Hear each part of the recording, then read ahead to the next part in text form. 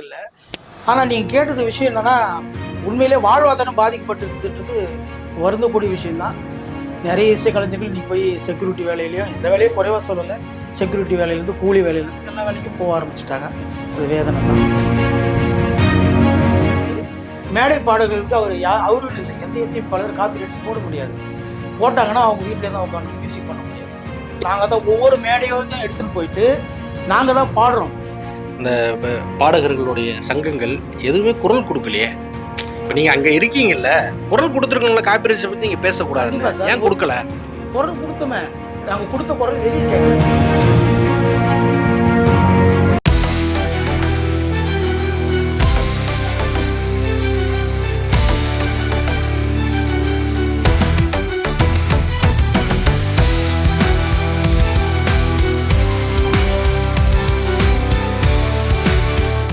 வணக்கம். வணக்கம் சார், எப்படி இருக்கீங்க? நல்லா இருக்கேன், நீங்க எப்படி இருக்கீங்க? நல்லா இருக்கேன்.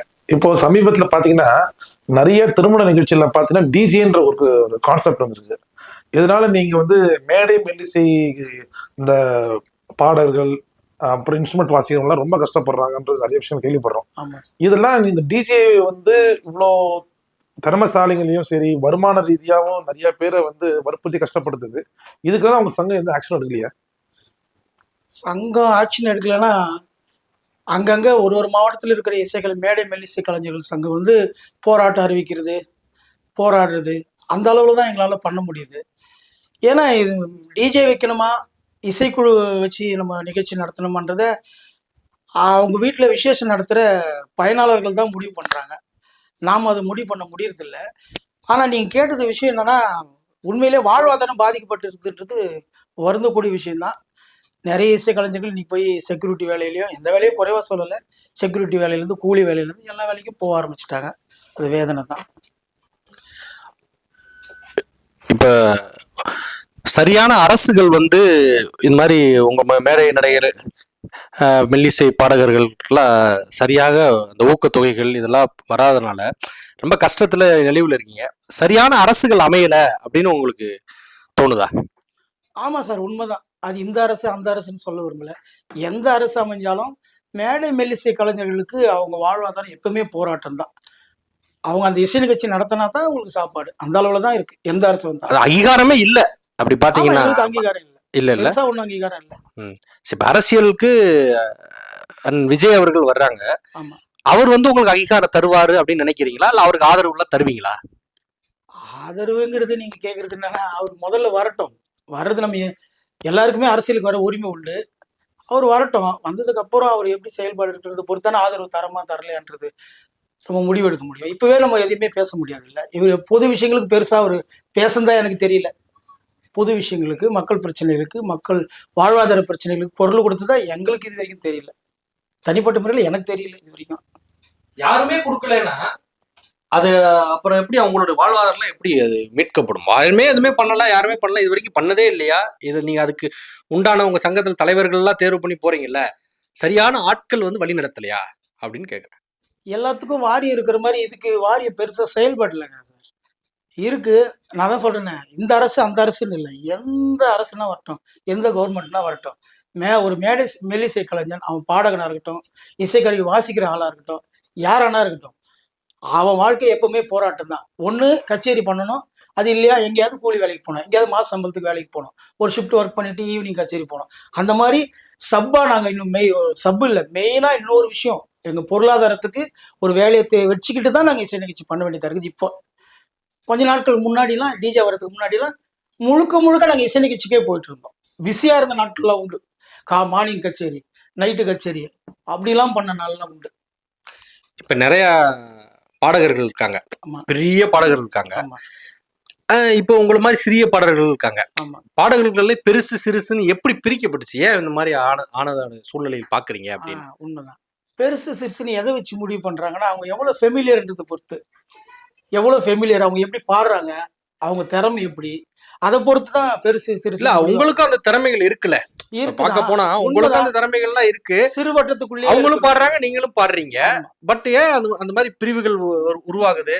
உங்ககிட்ட அது மாதிரி ஒரு கரெக்டான அப்ரோச்சுகள் இல்லையா? உங்களுக்கு சரியான வாய்ப்புகள்லாம் கிடைக்கலையா? உங்களுடைய பர்சனலா கேட்கிறேன். எனக்கு என்ன பொறுத்த வரைக்கும் பார்த்தீங்கன்னா, செட்டிலா என் ஆர்கெஸ்ட்ரா, என் ஓன் பேனருக்கு மட்டும் பண்ணிக்கிட்டு அப்படியே இருந்துட்டேன் நானு. பெருசா வெளிய போய் என்ன இது பண்ணிக்கல. வெளி ஆளுங்களுக்கு போய் பாடிக்கல. ஆனா பாட தெரியாதுன்னுலாம் கிடையாது. முறைப்படி சங்கீதம் கத்துக்கல. அப்பா, தாத்தாலாம் கிராமிய கலையிலேருந்து வந்ததுனால அப்படியே கேட்டு நான் கேள்வி ஞானம் தான். ஆனா, அ கர்நாடக சங்கீத பாடல்கள தவிர்த்து எல்லா பாடல்களையும் பாட முடியும். பாடிக்கிட்டு தான் இருக்கிறோம் இப்பவும். ஏன் அப்படி அமையலன்றது எனக்கே தெரியல. இந்த பாடணும் அப்படின்னு சொல்லி உங்களுக்கு முதல்ல வந்திருக்கும்ல தோன்றது. ஆமா. இது ஏன் வந்தீங்க? பாடகரா வந்ததுக்குடைய காரணங்கள்? அ அது எப்படின்னா, சின்ன வயசுலேருந்தே எனக்கு பாடுற ஆர்வம் உண்டு. அப்பா வந்து நான் குழந்தையா இருக்கும்போதே அவரு இந்த பழைய சிவாஜி பாடல்கள், எம்ஜிஆர் பாடல்கள், தத்துவ பாடல்கள்னு பாடிக்கிட்டே இருப்பாரு நைட்ல. வந்து ஏர் ஓட்டுறது, வயல் வேலை தானே செய்வாரு. நைட்ல வந்து சாப்பிட்டுட்டு அப்படியே களத்துமேட்டு ஒட்டி தான் எங்க வீடு. பாடிக்கிட்டே இருப்பாரு. அத கேட்டுட்டே வளர்ந்தோம். பாட்டு ஆர்வம். ஸ்கூல் படிக்கும்போதே இந்த மாணவர் மன்றங்கள், அந்த மாரி விழாக்கள் எல்லாம் பாடி அப்படியே வந்தது தான். அப்புறம் 10த் முடிச்சுட்டு அப்போலோ ஹாஸ்பிட்டல்ல ஒர்க் பண்ணேன் நானு 98ல. அப்போ வந்து அந்த ஆண்டு விழாவுக்கு முதல்ல பாடினேன். அ அந்த டாக்டர் அந்த அப்போலோ ஹாஸ்பிட்டல் எம்டியோட பிறந்த நாளுக்கு ஆண்டு விழா வைப்பாங்க. எப்பவுமே வருஷம். அங்க தான் பாடினேன்.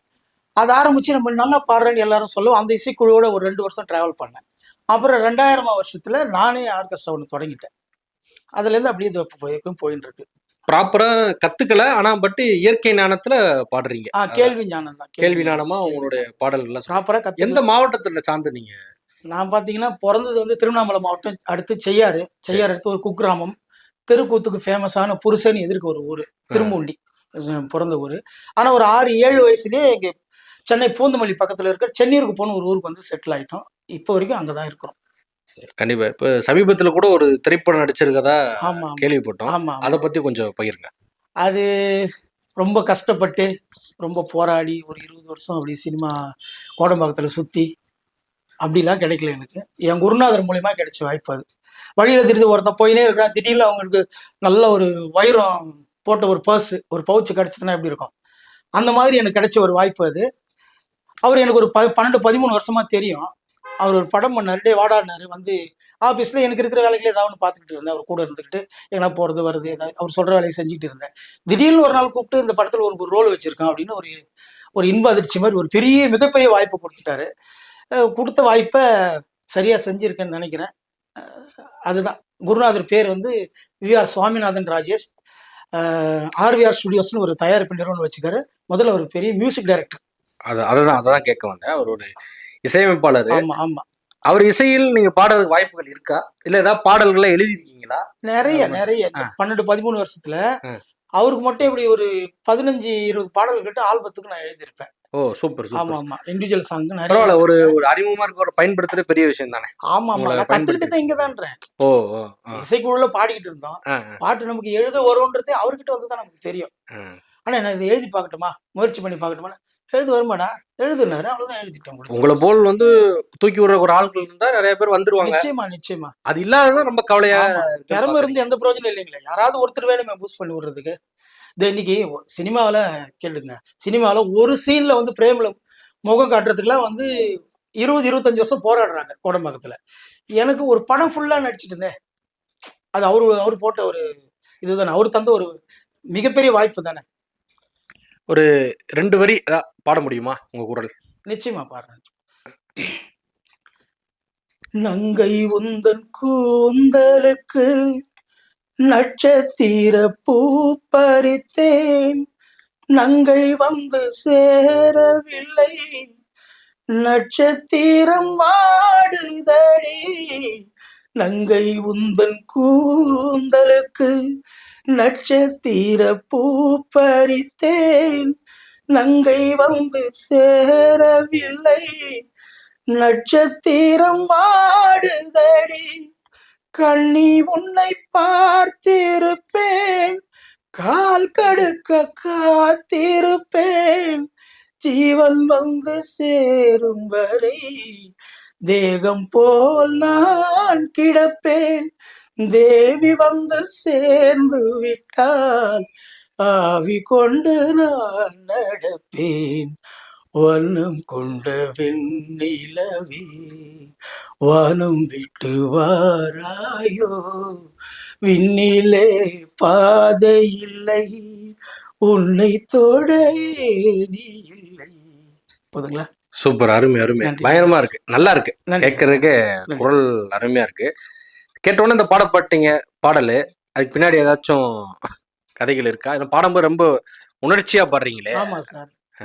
நான் தெய்வமா வணங்கக்கூடிய எஸ்பிபி சாரோட இசையில அவரே பாடின பாட்டு இது. Super super super. உங்களுக்கு பிடிச்ச இசையமைப்பாளர், உங்க குருநாதன் சொல்லிடாதீங்க, அதை தாண்டி, ஏன்னா நமக்கு குருநாதன் தான் நம்மளுக்கு முதல்ல பிடிக்கும். அதை தாண்டி இந்த தமிழ் சினிமாவிலையோ இந்திய சினிமாவில எதெல்லாம் இருந்தாலும் உங்களுக்கு பிடித்த இசையமைப்பாளர் யார்? ஒருத்தர் தான் சொல்லணுங்களா? சொல்லுங்க, உங்க இஷ்டம், சொல்லுங்க. பிடிச்சவங்க இருக்காங்கல்ல. அது ஐயா எம்எஸ்வில இருந்து ஆரம்பிக்கும். சரி. எம்எஸ்வி, அதுக்கப்புறம் ஐயா சங்கர் கணேஷ் அவங்க, ம். அதுக்கப்புறம் இசைஞானி, ம். அதுக்கு இசைஞானிக்கு அடுத்தது இசைஞானிக்கு அடுத்தது ரொம்ப நேசிக்கிற ஒரு இசையமைப்பாளர் வித்யாசாகர், அப்புறம் ஹாரிஸ் ஜெயராஜ் சாரு, ரஹ்மான் சாரு, இப்போ வந்து அனிருத் சார் வரைக்கும் எல்லாருமே பிடிக்கும். ஒவ்வொருத்தருக்கிட்டையும் ஒரு ஒரு விதங்களை ரசிப்பேன் நான். ரசிக்கிறீங்க. இப்ப நீங்க சொன்ன பேர்லயே பாத்தீங்கன்னா இசைஞானியை பத்தி ரொம்ப சர்ச்சைகள் ரசனையாவே இருக்கு. அதை பத்தி ஒரு பாடகராக உங்களுடைய கருத்து என்ன? பாடகரானா அந்த நேரங்களில் நீங்க என்ன சொல்ல வரீங்கன்னா, அந்த காப்பி Copyrights. கேட்டாரு அப்படின்றது.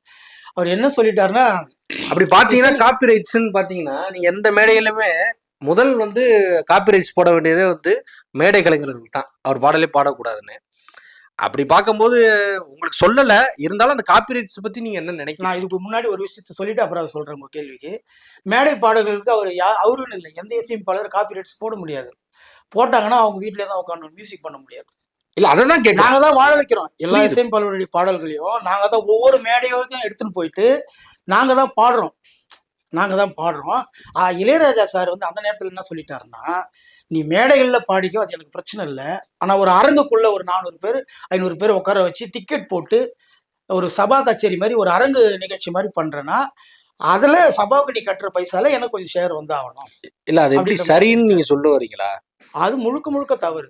அது எப்படி சரியாகும்? ம். அது எப்படி சரியாகும்? பாடல்கள் வந்து பிடிச்சிருக்கு, மக்களுக்கு பிடிக்குது, சார், ஒண்ணும் கேட்கறாங்க. இல்ல சார். இப்ப நீங்க தான் சபா வச்சு நடத்துறீங்கன்னு வச்சுக்கோங்க. ம். நான் உங்ககிட்ட ஒரு என் ஆர்கெஸ்ட்ரா சார்பா ஒரு நிகழ்ச்சி நடத்துறதுக்கு நான் வரேன். நான் உங்களுக்கு நீங்க சபாவோட பேமெண்ட் மட்டும் நீங்க வாங்கிக்குவீங்க. இப்ப அவருக்கு காப்பிரைட்ஸும் போகணுன்றப்ப என்ன பண்ணுவீங்க? அது யார் மேல வரும்? எங்க கிட்ட தான் அதை நீங்க வசூல் பண்ணுவீங்க. நாங்க ஏதோ சமாளிச்சு எங்க பப்ளிசிட்டிக்காகவோ, ஏதோ ஒரு சேரிட்டிக்காகவோ, ஏதோ ஒரு ரீசனுக்காக தான் அந்த நிகழ்ச்சி பண்ணுவோம். எங்க தலைமையில தானே வந்து சேரும் அந்த அமௌண்ட். இவ்வளவு பிரச்சனை நடக்கும்போது இந்த மேடை நாடக அந்த பாடகர்களுடைய சங்கங்கள் எதுவுமே குரல் கொடுக்கலையே. இப்ப நீங்க அங்க இருக்கீங்கல்ல, குரல் கொடுத்துருக்கோம்ல, காப்பிரைட்ஸ் பத்தி நீங்க பேசக்கூடாது, கண்டிப்பா சார். ஏன் கொடுக்கல? குரல் கொடுத்துமே, நாங்க கொடுத்த குரல் வெளியே கேட்கல. நாங்க அதுதான் ஒரு ஏன். மாவட்ட தலைநகர்லயும் தமிழ்நாடு பூராவே ஒவ்வொரு மாவட்ட தலைநகர்லயும் தொடர்ந்து போராட்டங்கள் முன்னெடுத்தோம். நான் சார்ந்து இருக்கிற திருவள்ளூர் மாவட்டத்து சார்பா தொடர்ந்து நாங்க போராட்டங்களை முன்னெடுத்தோம் அந்த நேரத்துல. இல்ல அப்படின்னு ஒவ்வொரு விஷயமாக இருந்தாலும் மேடை சங்கத்தோட நிர்வாகி எல்லாமே வந்து ஒரு சில விஷயங்கள்லாம் நாங்க வந்து கேள்விப்படுறது என்னன்னா, மேடை சங்கத்தோட தலைவர்களோ மற்ற விஷயங்களோ எல்லாமே அந்த காப்பிரைட் யாரு கேட்குறாங்களோ அவங்களோட இணைந்து போயிடுறதாகவும், மற்றவங்க வந்து கஷ்டப்படுறாங்க அவங்க இணைஞ்சு போயிடுறதாகவும் எங்களுக்கு நியூஸ் வருது. இப்போ பார்த்தீங்கன்னா, இப்போ ராஜா சார் வந்து காப்பிரைட் கேட்குறாங்கன்னா, இந்த தலைவர்களோ மற்ற விஷயங்களோ அவங்களாம் என்ன பண்ணுறாங்கன்னா, அவர் பேச்சை கேட்டுட்டு அப்படியே ஆஃப் ஆயிடுறாங்க அப்படின்ற மாதிரி சில விஷயங்கள்லாம் வருது. இதனால பாதிக்குது யாரு பார்த்தீங்கன்னா, அடிமட்ட தொண்டர்கள், பாடகர்கள், சங்கத்துக்குடைய இப்போ நிர்வாகிகள்லாம் பார்த்தீங்கன்னா அவங்க கஷ்டப்படுறாங்க. மேல் வட்டத்தில் இருக்கக்கூடிய பொறுப்பில் இருக்கிறவங்கலாம் வந்து அவர் பேச்சை கேட்கறதாகவும் சொல்றாங்க. இதை பத்தி நினைக்கிறீங்க? இல்ல சார், இது முழுக்க இது நான் வதந்தியத்தான் பாக்குறேன். ஏன்னா நான் இருக்கிற திருவள்ளூர் மாவட்ட இசைக்கலைஞர் சங்கத்தை பொறுத்த வரைக்கும் தலைமை பொறுப்புல இருக்கிற எல்லாருமே எனக்கு நேரடி தொடர்புல இருக்கிறவங்க தான். தலைமை பொறுப்புல தான் இருக்காங்களே தவிர அவங்க ஒன்றும் பெருசா வாழ்ந்துடுறவங்க கிடையாது. எங்களை மாதிரியே தினமும் அந்த இசை நிகழ்ச்சிக்கு போனா தான் வருமானன்ற நிலையில இருக்கிறவங்க தான். அவங்க தலைமை பொறுப்புல இருக்கிறாங்க, அவ்வளவுதான். மற்றபடி அவங்க கூட சேர்ந்துக்கிட்டாங்க, அவங்களும் எங்க கூட சேர்ந்து போராட்டத்தை முன்னெடுத்தாங்க. இப்பவும் ஏதாவது பிரச்சனைனா போராட்டத்துக்கு தயாரா தான் இருக்காங்க. புரியுது. அது பெரிசா குரல் கேட்கல, அதனால நம்ம கேட்குறோம். இப்போ தமிழ் திரைப்பட பாடகர்கள், மியூசிஷியன் அப்படின்னு சங்கம் இருக்குல்ல, அந்த சங்கத்துல நீங்களும் இணைந்து இருக்கிறீங்களா? இல்ல, நான் இது வரைக்கும் பிளேபேக் சிங்கிங் போல பாடல. என் குருநாதருக்கு மேபி இருக்கிற இன்னொரு இல்லைங்க, இப்ப அப்படி சொல்ல வரல. மேடை நாடகம் இப்போ வந்து தென்னிந்திய திரைப்பட மேடை பாடல் இல்ல தென்னிந்திய திரைப்பட நடிகர்கள் சங்கம்னு ஒண்ணு இருக்கு. அந்த சங்கம் பாத்தீங்கன்னா நாடக நடிகர்களும் வாக்கு செலுத்துவாங்க. ஏன்னா அவங்க இதுலயே இருப்பாங்க. ஏன் வந்து மேடை நாடக கலைஞர்கள் வந்து அதான் பாடக கலைஞர் வந்து ஏன் இவங்களோட சேர்ந்து இல்ல, ஏன் இவங்களை வந்து அவங்கள சேர்த்துக்கல அப்படின்னு கேக்குறோம். என் அனுபவத்தை வச்சு சொல்றேன், இது வரைக்கும் அதை பத்தி யாரும் முன்னெடுக்கலன்னு நினைக்கிறேன். தமிழ்நாடு ஃபுல்லா சங்கங்கள் இருக்குது, அதுவே ஒன்றிணையில. ஒரு மாவட்டத்துக்கு ஒரு சங்கங்கள் இருக்குது. இப்போ சென்னையில ஒரு சங்கம் இருக்கு, திருவள்ளூர்ல ஒரு சங்கம் இருக்கு, அரக்கோணத்துல ஒண்ணு இருக்கு, வேலூர்ல இப்படி சென்னை சுத்தி இருக்கிற மாவட்டங்கள்ல அங்கங்க சங்கங்கள் இருக்குது.